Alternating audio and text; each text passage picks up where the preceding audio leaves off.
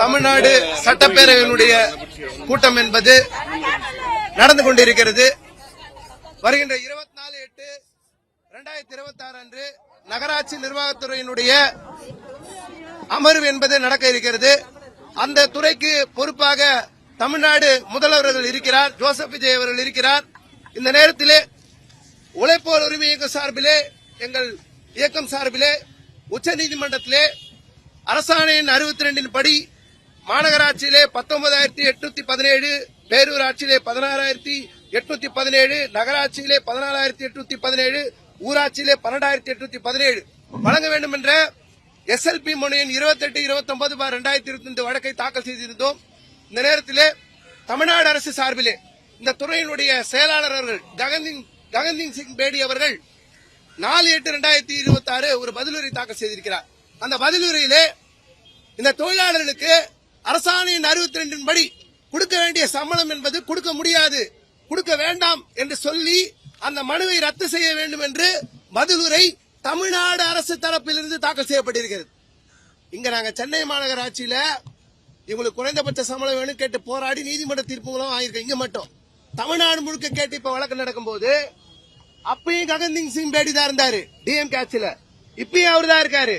கோர்ட்ல 4/8/2026 என்ன சொல்றாங்கன்னா, இந்த சம்பளம் கொடுக்க முடியாது அப்படின்னா ஊராட்சியில 12,817 கொடுக்கணும்னா 6,000 ரூபாய் கொடுக்கறாங்க. 6,817 ரூபாய் சம்பள திருட்டு நடக்குது, ஊழல் நடக்குது, திருட்டு நடக்குது, அயோக்கியத்தனம் நடக்குது. நாங்க சம்பளம் கேட்டா சம்பளம் கொடுக்க முடியாது தமிழ்நாடு அரசு போட்டிருக்கு.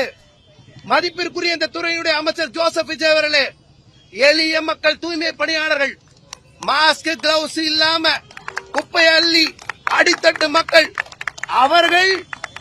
அவர்களுக்கு சமூக நீதி சமத்துவம் கிடைக்கணும்.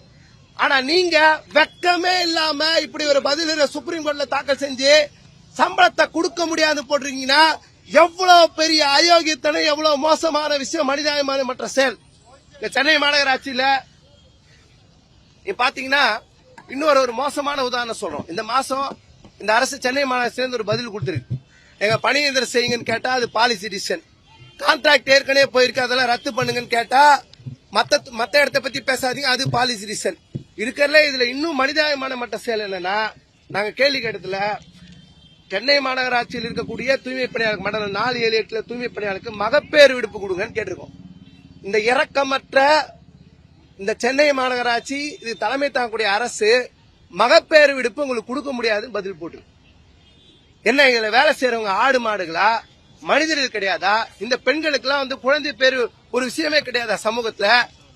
நீங்க பேசுறீங்க பெண்களுடைய பாதுகாப்பு முக்கியம், பெண்களை மரியாதையை நடத்தணும் அப்படின்னு சட்டப்பேரவையில வாழ்க்கையிடையே பேசுறீங்களே, எல்லாரையும் மரியாதை நடத்தணும்னு சென்னை மாநகராட்சி மகப்பேறு விடுப்பு இல்லைன்னு சொல்லி இருக்க பதிலுரை கொடுத்திருக்காங்களே கார்பரேஷன், நீங்க தான் பெண்களுடைய மரியாதை பத்தி பேசுறீங்களா? அப்ப இங்க வேலை செய்யக்கூடிய அருந்ததி, ஆதிதிராவிட, அனைத்து சாதி ஏழை பெண்கள் இவங்க உங்க கண்ணுக்கு தெரியலையா? மகப்பேறு விடுப்பு கிடையாதுன்னு சொல்லி போட்டிருக்காருன்னா இந்த கார்பரேஷன் கமிஷன் தூக்கி ஜெயில போடணும். இது கூட இவ்வளவு கேவலமான ஒரு தரங்கட்ட பதில திமிரா கொடுத்திருக்காங்கன்னா இதை தட்டி கேட்க வேண்டிய அவசியம் இருக்கு. இந்த அரசு சொல்றதெல்லாம் ஆமா, காலவாசம் கொடுக்கணும், 90 நாள் டைம் இருக்கு, இன்னும் நிறைய நாள் டைம் இருக்கு. நான் மகப்பேறு எடுக்க டைம் வேணுமா? பிரசவத்துக்கு லீவ் கொடுக்க டைம் வேணுமா? நாங்க சம்பளம் கொடுக்கறதுக்கு டைம் வேணுமா? சம்பள திருட்டு நடக்குது, யாருன்னா ஒருத்தர் 6,000 ரூபாய் வச்சு வாழ முடியுமா? முதல்வர் வாழ்ந்துருவாரு, யாருன்னா இருப்பாங்களா? அமைச்சர் மத்தவங்க இருப்பாங்களா? எங்க ஜனனா அவ்வளவு கேவலமா உங்களுக்கு? 6,000 ரூபாய் தரீங்க, 12,817 ரூபாய். யார் அந்த 6,817க்கு பதில் சொல்லுது? இந்த சம்பளத்தை நிர்ணயம் பண்ணது அரசாங்கம், கொடுக்க வேண்டியது அரசாங்கம். சட்டப்படி நாங்க கேட்டுக்கோம், சுப்ரீம் கோர்ட்ல போய் இந்த சம்பளமே கொடுக்க கூடாது அப்படி சொல்லி இந்த மாசம் போட்டிருக்கீங்க. நீங்க சொல்றீங்க கடந்த ஆட்சி சரியில்லை, கடந்த ஆட்சியில சமூக நிதி இல்ல, நான் வந்தா கொடுத்துருவேன். இந்த ஆட்சியில மட்டும் என்ன நடக்குது? கடந்த முறை என்னெல்லாம் நடக்குதோ அதே தான் நான் செய்வேன் நிக்கிறீங்க. அதே ஆள் செக்ரட்டரியா போட்டு தான் கொடுக்குறீங்க. நீங்க 24/8/2026 சட்டப்பேரவை கூட்டத்துல நகராட்சி நிர்வாக தொழிலாளிக்கு பதில் சொல்லணும்.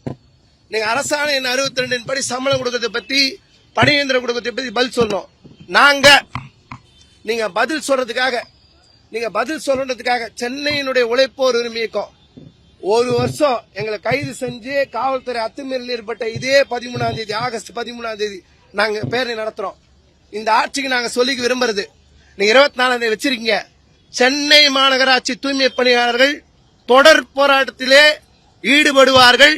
நீங்கள் 24ஆம் தேதி பதில் சொல்லியே தீர வேண்டும் என்ற நிலைமையை நாங்கள் உருவாக்குவோம்.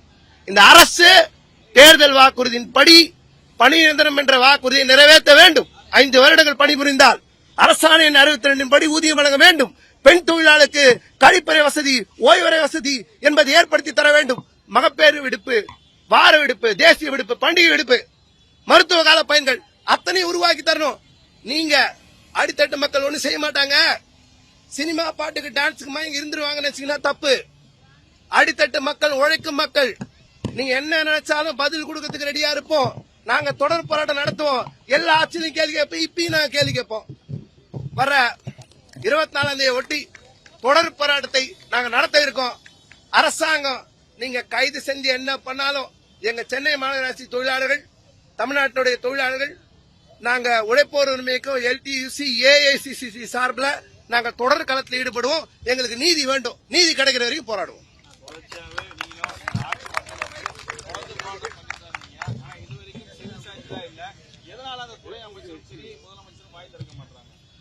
சார், அவங்களுக்கு இதை பார்க்கறதுக்கே டைம் இல்ல. அவங்க எப்படி 108 சீட்டை இன்க்ரீஸ் பண்ணிட்டு இருக்கலான்றதுக்கு டைம் போயினுக்குது. அடுத்த கட்சியில இருந்து ஆள் வருவாங்களா, மத்தது பண்ணலாம் டைம் போயிடுது. தொழிலாளிங்க கேட்கிற கஷ்டமோ கவலையோ பத்தி காதலே விழல. அதை பத்தி அவங்க யோசிக்கிற மாதிரி இல்ல. கவுண்டர் சார், இவ்வளவு பேச முடியல. கடந்த ஆட்சியில நாங்க போட்ட கேஸ், இந்த கேஸ்ல கவுண்டர் போட்டு கொடுக்க முடியாது சொல்ல தெரியுதுல்ல. இதுக்கு மட்டும் நேரம் இருக்குதா? இதுக்கு மட்டும் நேரம் ஒதுக்கி உனக்கு கொடுக்க முடியாது கவுண்டர் போறதுக்கு மட்டும் நேரம் இருக்கா? அப்ப கொடுக்கணும்னு சொல்றதுக்கு மட்டும் தான் நேரம் இல்ல. அப்ப நீங்க செவி சாய்க்காம இருக்கீங்கன்னா நாங்க இப்படிதான் இருப்போம். நாங்க எல்லாத்தையும் பார்த்துப்போம். ஜனங்க எங்களுக்கு ஓட்டு போட்டாங்க, நாங்க ஆட்சிக்கு உட்காந்தாச்சு, நாங்க நினைச்சதெல்லாம் செய்வோம். இதை ஒருபோதும் நினைக்க முடியாது. அரியணையோ பதவியோ நிரந்தரம் கிடையாது. மக்கள் கொடுக்கறது தான். மக்கள் நினைச்சா எப்பயும் தூக்கி அடிப்பாங்க. நீ தொழிலாளிக்கு செய்யலன்னா பதில் வழியும் அவங்க சந்திக்க நேரும்.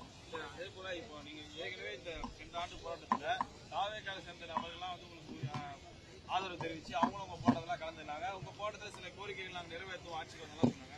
ஆனா திரும்ப பார்க்கவே மாட்டாங்க சார். அப்ப அவங்க ஆளுங்கட்சி இல்ல, தனியார் மய எதிர்ப்புன்னு ஒரு நிலைப்பாடு எடுத்தாங்க. இப்ப போட்டு கவுண்டர்ல சென்னை மாநகராட்சி முழுக்க தனியார் மயத்தை ரத்து செஞ்சு கார்பரேஷன் வேலை கொடுங்கன்னு கேட்கிறோம். அரசின் கொள்கை முடிவு இது. போன ஆட்சி சொன்னதுதான்.